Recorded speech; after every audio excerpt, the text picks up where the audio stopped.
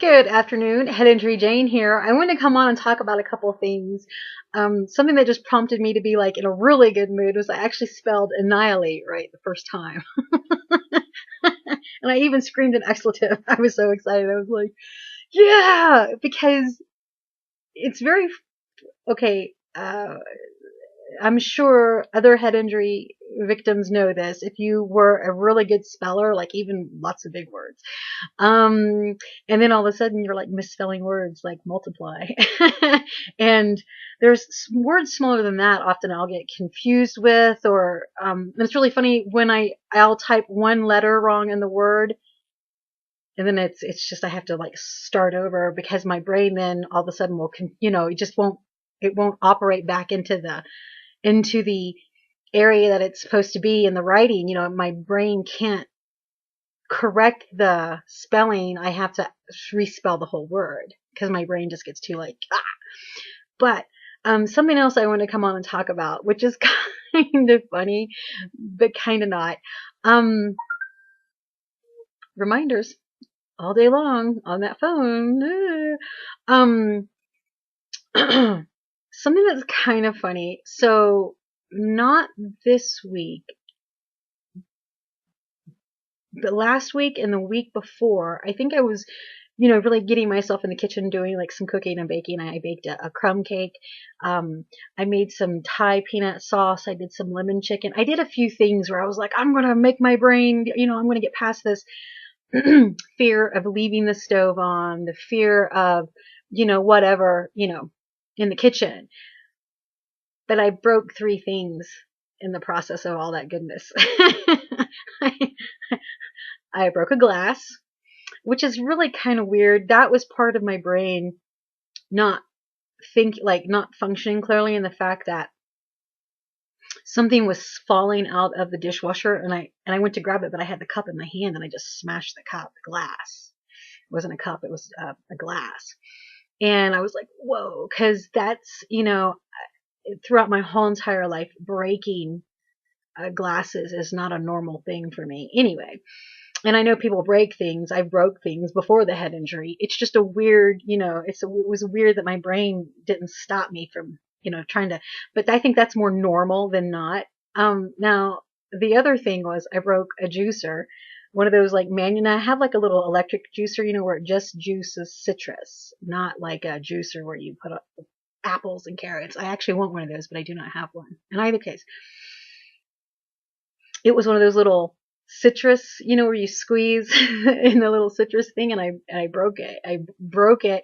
And what was really odd about it was it was really hardy plastic, and I really liked it. And it was not mine to break.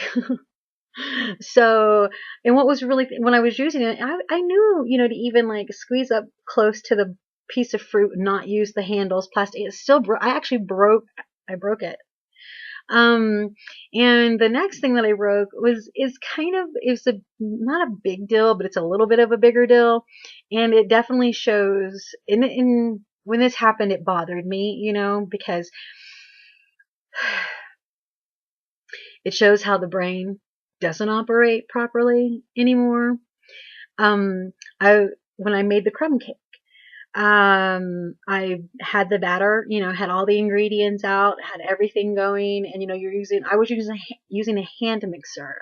If I had been using my KitchenAid, it this wouldn't have happened. But I kept noticing, I had all the ingredients out, had everything measured right in front of me, and put everything in there, and was using the hand mixer, mixing the batter really good. And had my greased 9x13 pan, and I thought, wow, this batter is really thick, and something really should have triggered this. Something was missing, especially with all the ingredients already being measured in front of me. So I'm like, this batter's really thick, and I even got like one of those flexible rubber spatulas, and I'm like getting in there between the beaters and trying to get all the batter down. I'm like, why is it so thick? Had my pan greased, poured the batter in there. I thought, this is really thick. I'm going to have to really smush this batter around. threw it in the preheated oven, which the oven was preheated, threw it in there. And just as I was walking back over to the area where I was, making the cake, well, actually why I stopped beating the batter was I actually broke the handheld mixer. The batter was so thick. The batter was so thick, but I wasn't stopping. My brain wasn't saying, this isn't right. My brain was just like, just get in there and make it work, right? So it was not an expensive handheld mixer. That's the good thing. The bad thing, it wasn't mine. Once again, this is all three things that I broke in the kitchen were not mine. So that's kind of like funny and weird. So in 1 week, I broke 3 things in the kitchen. Getting back in there though, I got back in there. I was like, no, I'm gonna cook and bake and da da da. So anyway, after I put the cake in the oven and I came back to my workstation, I saw the liquid ingredient that I had omitted, and I immediately ran over there and pulled the cake out, dumped it back in the bowl, added the liquid ingredient, and then just took like a big hand whisk beater thing, and I just beat it really good. Like I said, I wasn't going to pull out my KitchenAid for a simple cake batter. So I saved the cake. I saved the cake. My head hurts in the back. I saved the cake, and it was a delicious crumb cake. It came out beautifully. If I had not added the last ingredient, that shouldn't have been the last ingredient, had I not added the last liquid ingredient, I don't know what it would have turned out like. And those are the challenges. Those are some of the challenges in the kitchen that a head injury sufferer, a brain injury sufferer can face. Oh shoot. Oh, I need to take this.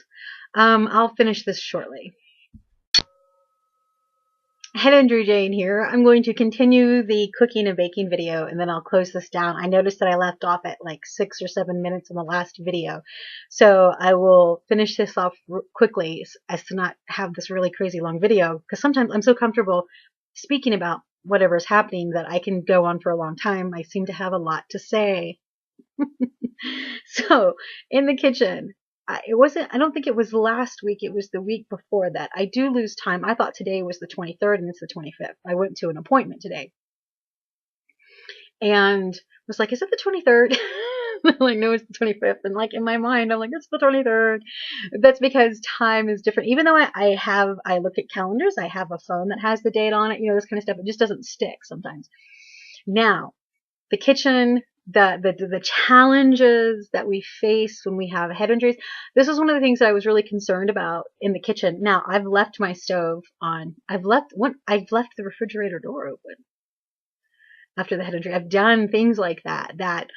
First off, the stove thing could be dangerous. It's a fire hazard, and leaving the refrigerator open is a pocketbook hazard because it could ruin a lot of food, right?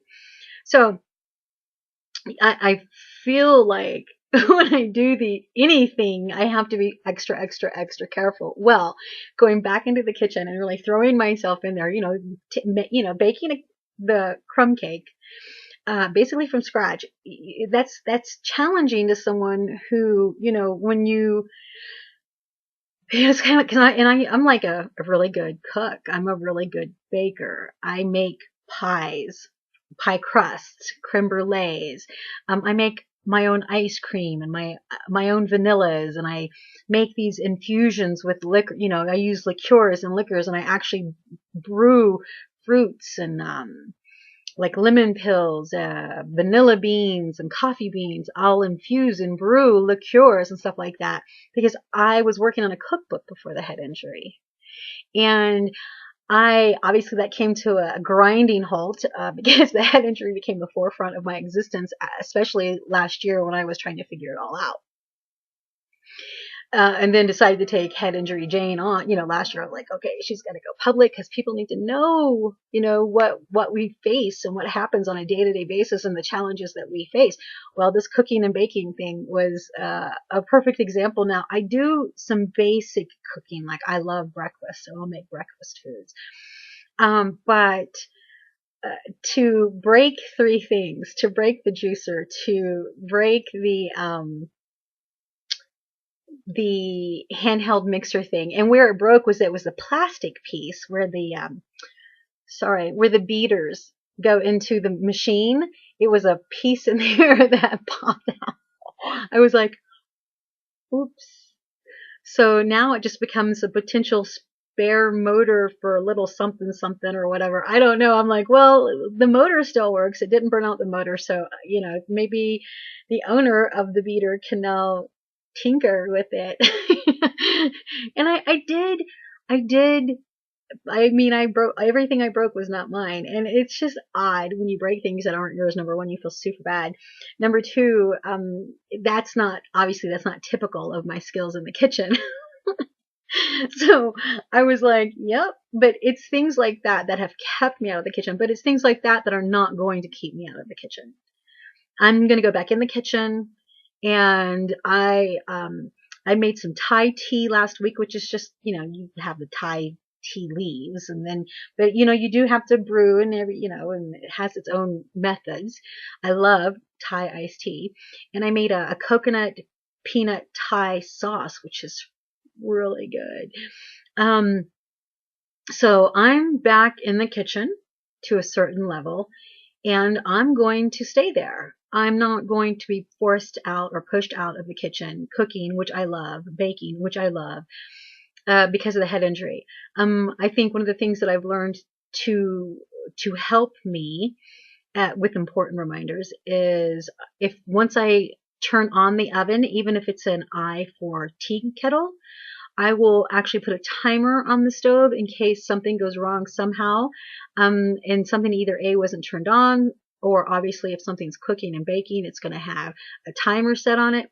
But I make sure I use the oven timer for everything, because obviously I could forget it. I could easily forget it. And so that's been my fear in the kitchen, is I haven't wanted, I did not want to risk burning the house down, because I'm like, oh, I forgot that I had that, and not to say that that would happen, but it has happened. I've left eyes on before. And the other day, just yesterday or the day before I did it, I was cooking, and like I'll cook a lot of simple foods on the top of, on the eyes. That's not an issue for me. So I just get more concerned about forgetting, but I left an eye on. I took the pan off, but left the eye on, and then went back and turned it off. And that just happened a couple days ago. So everything has to, so what I do and what I attempt to do every time is I attempt to turn the timer on. And that's something that I'll do to remind myself, okay, now this is getting long too, so I'm going to go. Anyway, Head Injury Jane, I want to talk about some of the challenges in the kitchen.